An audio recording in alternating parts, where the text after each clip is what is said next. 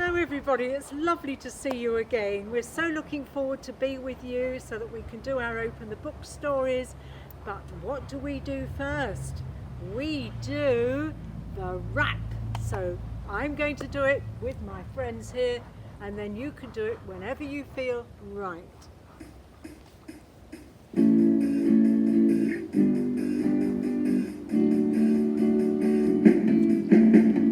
Open the book!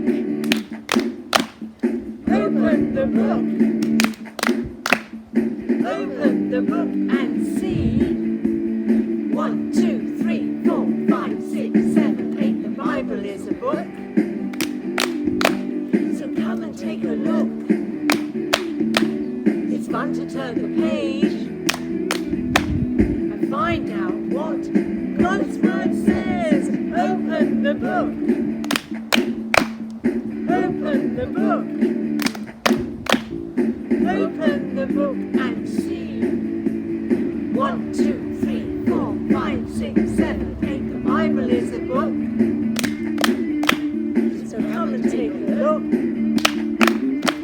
It's fun to turn the page and find out what God's Word says. The big spender. The people who thought they were good were still not happy with Jesus. They moaned, they grumbled, they frowned. It's not fair, they complained. Jesus spends all his time with bad people. Jesus heard this and told them one more story. Once upon a time there was a man who had 2 sons. He loved them both very much. But one day, the younger son came to him and with a sad request. When you die, I will get part of your money and part of your land. The problem is, I don't want to wait. I want my money now. It was all the father could do to hold back his tears. But because he loved his son, he agreed and gave him his share of his money. That very day, the son left home, money in his pocket and a big smile on his face. He didn't even say goodbye. The father just watched, wiped away a tear, and hoped that one day he would see his son again. The son travelled to a far-off country and spent his money just as fast as he could. He drank, he gambled, he used his money to do bad things, until finally the money was gone. The son looked for a job, but the only work he could find was taking care of pigs. It was hard and dirty work, and he was so hungry, sometimes he thought about taking the pig's food for himself. He was miserable, he was lonely and sad, and then one day he had an idea. The servants who take care of my father's animals are much happier than me. I'll go home. That's what I'll tell my father. How sorry I am for wasting his money.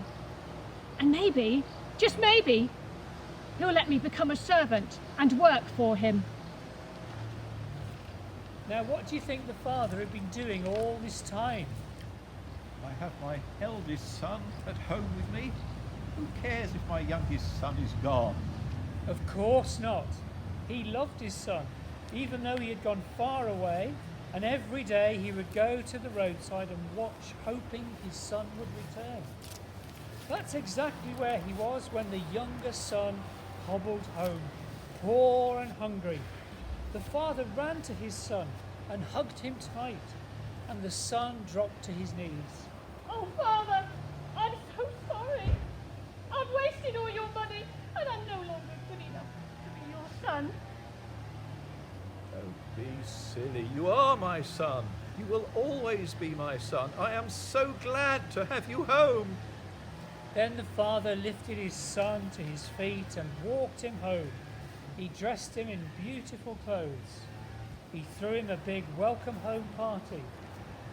When the elder son came home from work that night, he heard the party noise, and he was filled with anger. when he heard his brother was home. What's happening? I've been a good son. I've worked for you, hard for you all these years, but he was bad, and he wasted your money, and now you're throwing a party for him. I love you, my son. You have enjoyed all of the good things that I have. But your brother was gone, and now he's back. He was lost, and now he's found. That's why I'm having a party, because we are all back together again. Hooray!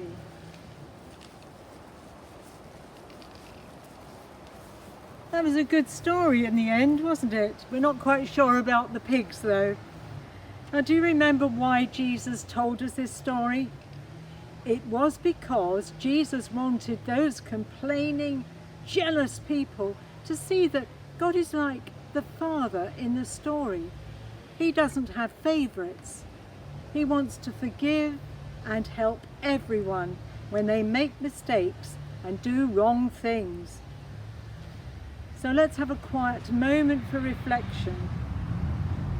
While you close your eyes, think about the times when you've made a mistake or chosen to do the wrong thing. Now I'm going to say a prayer, and if you want to make it your prayer, say Amen at the end after me. Dear God, thank you for being like the forgiving Father in today's story. Thank you that just like that Father, you are always willing to forgive us if we are truly sorry. Amen. Thank you very much, everybody. We hope you've enjoyed your time with us, and give a good applause to these lovely fellas. Thank you.